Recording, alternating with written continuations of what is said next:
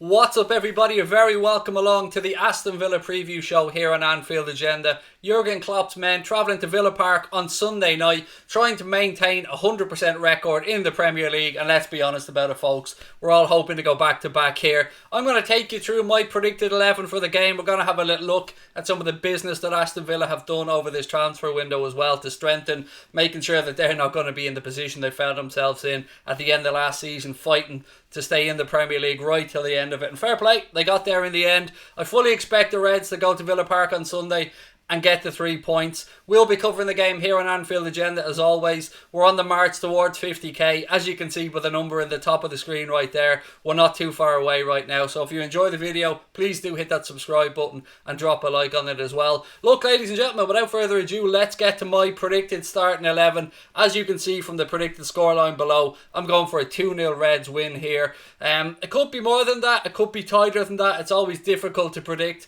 I don't know how well Villa's new signings will have settled in. Obviously there's a little bit of a rumour going around the Liverpool camp that I'll address now in a second as well. But as I said, let's get to my predicted starting 11 and I can talk you through why I've picked the 11 that I have. Right, ladies and gentlemen, here's Craig's 11 for the game against Villa on Sunday night. Firstly, I love the fact that we're playing on a Sunday night at 7:15. That's a massive plus for me. I'm really looking forward to that one. I really do love doing the watch-alongs at Anfield Agenda. But let's get to the starting 11 here. As you can see, there are a couple of people in there you probably didn't expect me to have gone with. I'll give you my reasoning as the video goes on. In goal, Alisson will come back in. No problems there. Adrian did well in the League Cup during the week. Obviously, we lost out on penalties, but look, that is what it is. Adrian put in a good performance, but you fully expect Alisson to be back between the sticks. At right back, Trent Alexander-Arnold as always. At left back, Andy Robertson. The question is, who plays in the centre of the defence? Would we perhaps see Fabinho drop back in to play alongside Van Dijk? I thought about it and I've gone with no. The fact that Jordan Henderson's still touch and go for this game, I don't think the manager will choose him to start. He will get minutes on international duty with England, but I don't think he's going to start this one. Joe Gomez looks back to his best, looks full of confidence, so I'm going for Joe Gomez at the centre of the defence, the partner Virgil van Dijk. Looking into the midfield area, this is always the one area I struggle with when I'm doing these prediction videos. I think Fabinho will anchor the midfield. Obviously, we all know that Thiago isn't available right now with Jurgen Klopp. He'll be back after the international break. But for this game, I think we're going to have Fabinho anchoring that midfield. I've gone for Gini Wijnaldum and Naby Keita as the pair to play maybe a little bit more on the front foot. Fabinho back breaking up play. We do know that these three will, of course, interlink as well. We'll see Gini dropping back to help out Fabinho at times, and then when we're on the counter and transition, you'll see himself and Naby Keita getting forward. The front three is probably where you weren't expecting me to make a bit of a change. Usually I go for the front three when the front three are available, but there is some murmurings coming out that maybe Sadio Mane will not be available for this game. I don't want to go into the reasons why. I think you can probably read between the lines of what's going around right now. There's been no confirmation or denial from the football club. I'm going to keep my mouth shut with regards to this. I think it's completely up to Sadio Mane and Liverpool Football Club to put out or not put out any information that they want to. So with that in mind, I've erred on the side of caution here. Sadio Mane wasn't pictured in training, so I'm guessing that he might not be available for the game. Now keep in mind, I'm recording this on Friday. This video is going out on Saturday, so things may have changed in the time between I record this and the time it goes out. So the front three that I've gone with in this one, I've gone for Diogo Jota on the left hand side, Bobby Firmino to come back in through the centre, and Mohamed Salah on the right hand side. I know people are going to be calling for Taki to get some minutes as well, and I hope that he does. He's been very good as of late, but I think this is the team, or as close to the team that I can make out that Klopp will go with at the weekend. I'd love to know your thoughts on the Red setup. Would you like to see somebody else given a chance? Do you think Sadio Mane will be fit and available? Do you think maybe Takumi Minamino deserves a chance? Have I got my midfield wrong? These are all things I'd love to know, folks, in the comment section. I suppose we should have a little chat about Villa as well, shouldn't we? Obviously, they're going to be really happy Jack Grealish signed on for a new deal there, but they've spent some money in this window, folks, and they've spent some serious money. I think all in about £78 million spent by Aston Villa. And what have they spent that money on? They went and they signed Ollie Watkins from Brentford for a fee of around £28 million, I believe. That could even go a little bit higher with add-ons and stuff, I believe. Again, I'm not fully up to speed on Villa transfers and their exact amounts, but this is what I've read in the media anyway. Another one they brought in was Matty Cash from Nottingham Forest. £16 million. And the one that I suppose makes a lot of people stand up and take notice here perhaps is Bertrand Traore. Brought him in from Lyon for a fee of about £17 million. For me, he's a bit hit and miss. Sometimes you watch Traore and you think that he's an absolute superstar in the making. And then other times you watch him and he's not really too involved in the games at all. So I'm not really sure if I'm worried too much about Traore or not. I don't even know, quite frankly, if he's going to be a part of the plans for this game. But Ollie Watkins is somebody who I did watch quite a bit of at Brentford last season. I was a bit surprised at the amount that he went for, if I'm being honest. I mean, I think it's a bit of a gamble from Aston Villa, but we all know that the hardest thing to do in football is put the ball in the net, and it's people are willing to spend large sums of money, as we've seen just today when Sheffield United came in and signed Raheem Brewster for Liverpool for £23.5 million.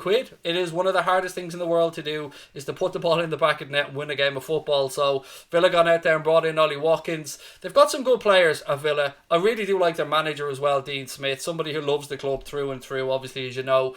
And I think they'll probably finish mid-table-ish this season. I don't see them challenging for Europe, but I don't really see them being in the relegation scrap that they were in last year, albeit it does take time for players to gel, so I could be completely wrong. My only concern, though, is the game on Sunday at Villa Park. I think it's going to be fairly easy for the Reds, if I'm being honest with you. No fans inside the stadium.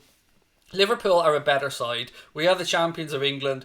We are playing with a bit of an air of invincibility at the minute, particularly in the league. I mean, we went out, we beat Chelsea at the Bridge 2-0 and did it quite easily, if I'm being honest. People may point to the big red card in the game that changed it, but I think Liverpool were on top way before that.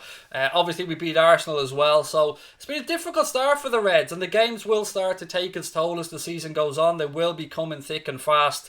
The international break is coming at the end of this game. I can't stand them. I really don't understand why they penciled them in so close to the start of the season like that. Actually, I'll go a step further. I'm very worried about our players being released from the Liverpool bubble and going out on international duty right now. There seems to be a lot of players coming back with positive results, if you get where I'm coming from. But it's difficult to know how it'll go at the weekend. I'm fully expecting the 3 points. I know that you guys are as well. How great is it, by the way, that if Sadio Mane isn't available, we have Diogo Jota there, almost like a ready-made player to drop in and play. Takumi Minamino could absolutely do a job as well. I'm hoping to see Curtis Jones get some more minutes from the bench as the game goes on. Maybe El Capitan Jordan Henderson could get a few minutes before he heads off on international duty. That's the one area, by the way, I think we might get a little bit of luck here. Jordan Henderson going with England to play some minutes means he's going to get some valuable minutes. Now, Kloppo spoke about the fact that he doesn't, want Henderson to be overplayed, but he fully trusts Gareth Southgate to get some minutes in Jordan Henderson's legs, and that will benefit us, of course, after the international break. We know Thiago will be back fit and available as well, and Costa Simica. So things are starting to come together for the Reds. Joe Matip still with an injury, same with Alex Oxlade-Chamberlain, but I think Jurgen Klopp will be able to field a very strong bench for this game. Maybe you'll see the likes of Harvey Elliott get some minutes if things are going well. I don't know. Big question on Liverpool fans' minds right now are who will leave before this transfer window closes. Again, makes it hard for me to predict the likes of the bench and stuff. We know there's interest in Shaqiri right now. There's a few question marks around Divock Origi, albeit I've not seen any concrete interest. I was speaking in the show I did on Friday night about Harry Wilson. As things stood at that moment in time, Burnley had pulled out in negotiations for Harry Wilson. Liverpool wanting a fee of around £20 million. Burnley offering a package somewhere about £12 million with £3 or £4 million in add-ons. It looked like they were close enough that they might get a deal over the line, but again, Burnley have stepped away, but the window doesn't close till Monday. Few more players on the fringes at Liverpool that may go out before the window closes, the likes of Grujic and stuff. But look, you're here for the preview anyway. Let me know your starting 11 in the comment section below. Let me know your thoughts on my score prediction. And as I said, the game does take place on Sunday, 4th of October. It's a 7:15 p.m. kickoff. We'll be live on Anfield Agenda at 6:45. Hope to see you guys there. Just a heads up as well, if you're watching this, the first game back after the international break will be against Everton at Goodison Park, as you guys know. But that has been moved to a Saturday 12:30 p.m. kickoff. So it's going to be the first game back after the international break on the Saturday.